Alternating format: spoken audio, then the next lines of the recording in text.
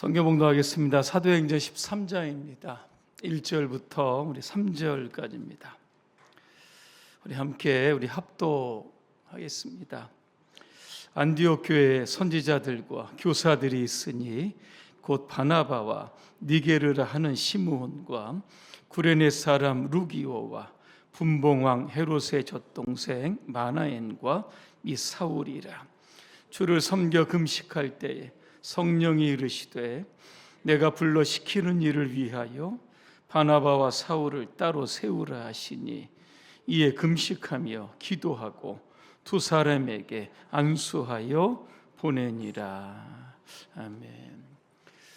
선교사를 파송한 안디옥 교회라고 하는 주제로 말씀을 드립니다. 할렐루야. 아멘. 여러분과 인사하겠습니다. 선교하는 교회가 됩시다. 오늘 안디옥 교회가 나옵니다. 안디옥이 어디에 있습니까? 수리아에 여러분 있습니다. 시리아 이렇게 여러분 부릅니다. 이방 땅이죠. 어떻게 이곳에 안디옥 교회가 세워졌는지 배경은 여러분 이렇습니다. 스데반의 순교 이후에 예루살렘에 큰 박해가 일어납니다. 성도들이 박해를 피해서 전 세계로 흩어집니다. 그 중에 일부가 어디로 갑니까? 안디옥으로 가게 됩니다. 맨 처음에는 유대인을 대상으로 복음을 전했지만 그 이후에는 헬라인입니다. 그죠? 이방인들을 향해서 복음을 전하기를 시작을 합니다. 당시 안디옥은 알렉산드리아로 다음가는 이 거대한 국제 도시죠. 다양한 문화와 인종이 만나는 그러한 곳입니다. 그죠? 어찌 보면 안디옥은 세계 선교를 향한 최적의 장소를 갖고 있는 곳이 바로 오늘 안디옥 교회였다라고 하는 겁니다. 예루살렘 교회가 안디옥이 부흥된다라고 하니 바나바를 파송을 합니다. 얼마나 목회를 열심히 했는지 부흥이 되죠. 혼자 감당하기 어려우니까 다소에 있는 사울이죠. 이 사람이 결국 바울입니다. 함께 공동 목회를 하게 됩니다. 두 사람이 1년 동안 열심히 양육하고 훈련하게 됩니다. 그때 비로소 안디옥에서 그리스도인이라고 하는 그러한 별칭을 얻게 여러분 됩니다. 안디옥 교회는 예루살렘 교회에 있었던 핍박으로 말미암아 흩어진 성도들이 세웠던 교회가 바로 오늘 안디옥 교회입니다. 이 교회가 세워진 지 채 1년이 안 됩니다. 근데 이 안디옥 교회가 2명의 선교사를 파송하는 장면이 나옵니다. 사도행전은 몇 장까지 있습니까? 28장까지 있습니다. 1장부터 12장까지 이렇게 들여다보면 예수님의 12제자 가운데 베드로를 중심으로 예루살렘 교회를 통해서 유대인들을 중심으로 전도를 하고 선교를 하게 됩니다. 13장, 오늘 13장이죠. 28장까지 보면 바나바와 사울을 통해서 소아시아, 지금의 튀르기예와 유럽의 복음을 전하는 선교의 여정을 소개하고 있습니다. 사도행전 28장에 보면 바울이 어디로 갑니까? 로마로 가게 됩니다. 셋방에 감금이 되면서 열심히 복음을 전했다. 이렇게 사도행전 28장이 끝나게 여러분 되는 겁니다. 그러니까 우리가 이제 보려고 하는 사도행 13장은 복음이 이제 땅끝까지 어떻게 전파되는 그러한 과정들을 보여주고 오늘 있는 겁니다.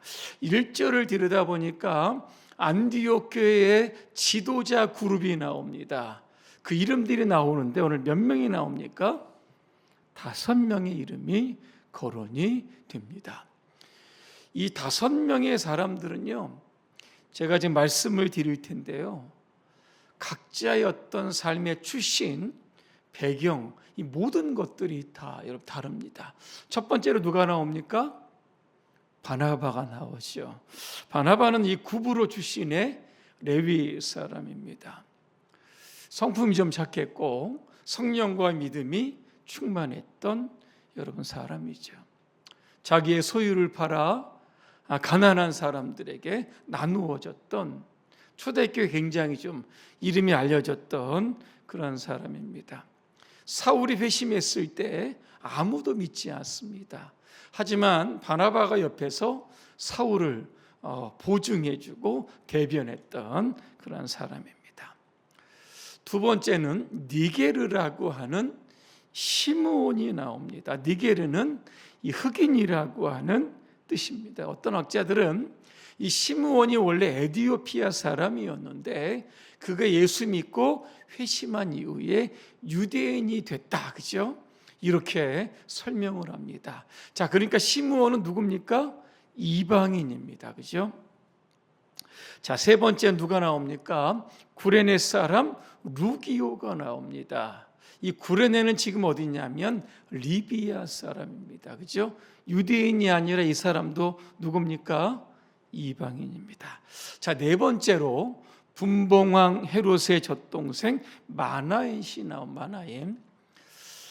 여러분, 헤롯이 많이 나오는데 헤롯 안티파스 1세를 뜻합니다. 세례 요한을 참수했던 사람이고 지난번에 야고보를 죽였고 베드로를 옥에 가두었던 사람, 바로 이 헤롯 안티파스입니다. 이 젖동생이라고 하는 뜻이 뭘까? 한 어머니의 젖을 먹고 자란 친형제를 여러분 뜻하는 겁니다. 그러니까 이 마나엔도 헤롯 가문이었다, 그죠? 왕족 출신이었다, 여러분 이런 뜻입니다. 오늘 헤롯을 앞에 붙인 형용사에 보니까 분봉왕이라고 하는, 이게 이름이 이렇게 별칭이 여러분 붙게 됩니다. 분봉왕이 어떤 뜻입니까? 당시 1세기의 로마는 세계를 제패합니다. 너무 많은 영토를 다 다스릴 수 없기 때문에 그 지역의 유력한 왕족들을 통해서 그 지역을 다스리게 했던 게 바로 분봉왕입니다. 그래서 팔레스타인 지역은 누가 다스렸느냐? 바로 헤롯 왕족의 바로 헤롯 일가가 다스리게 되었다라고 하는 겁니다. 자, 그렇다고 하면 이스라엘 사람들이 볼 때 여러분 헤롯 이 마나에는 그죠? 좋게 볼 리가 없죠.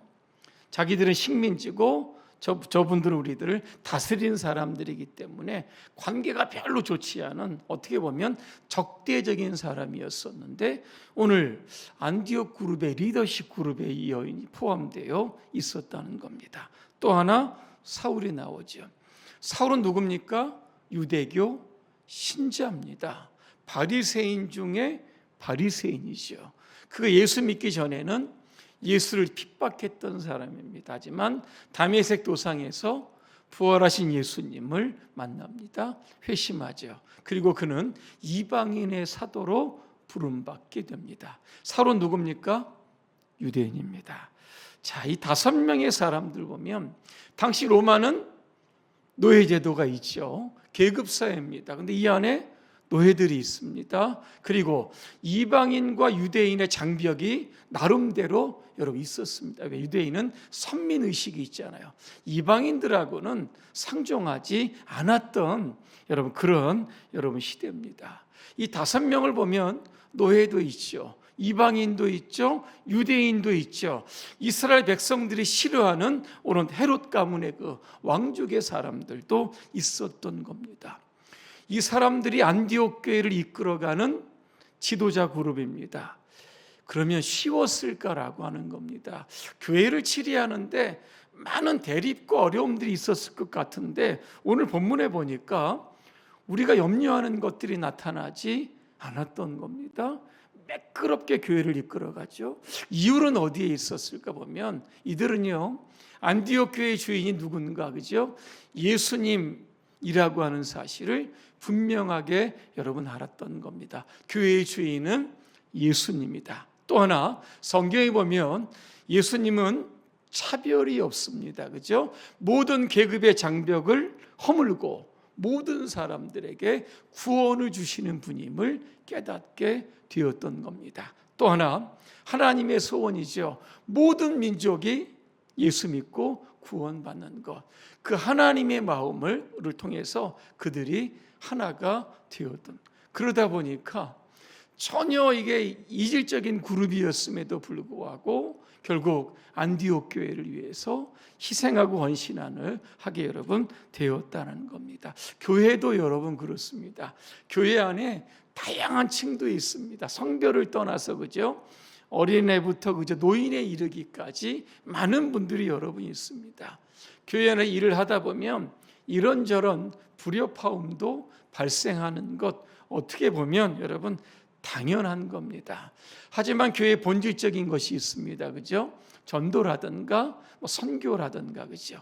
교회의 부흥을 위해서는 우리 각자가 가진 생각들 그죠? 주관 이런 것들은 내려놓아야 하는 겁니다. 함께 연합해서 다름이라고 하는 것들을 함께 존중해 가면서 교회의 사명을 감당할 때 그 교회가 오늘 쓰임 받게 여러분 되는 겁니다. 자, 안디옥 교회는 1년 됐다 여러분 그랬습니다. 어찌게 보면 이제 막 시작 단계 아니겠습니까? 그런데 오늘 성령님께서 두 사람이죠. 바울과 바나바 목회자들입니다.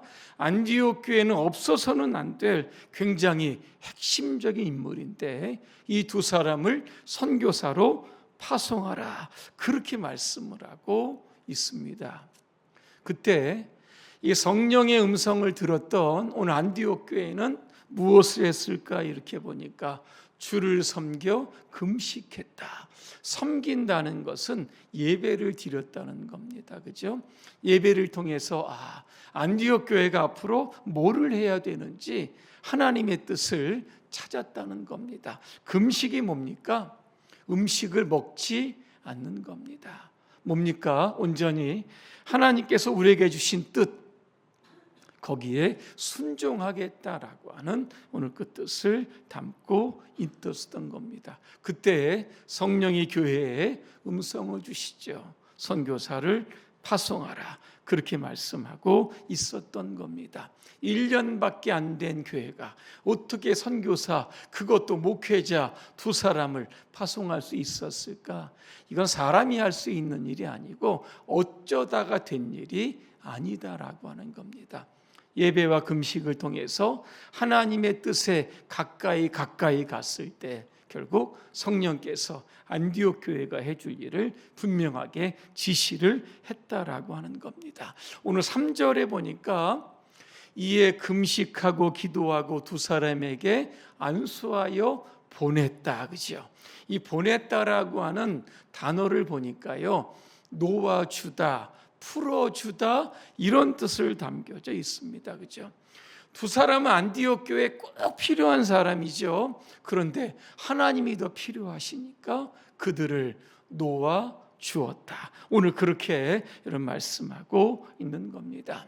결론입니다. 안디옥 교회는 어떤 교회일까? 그죠?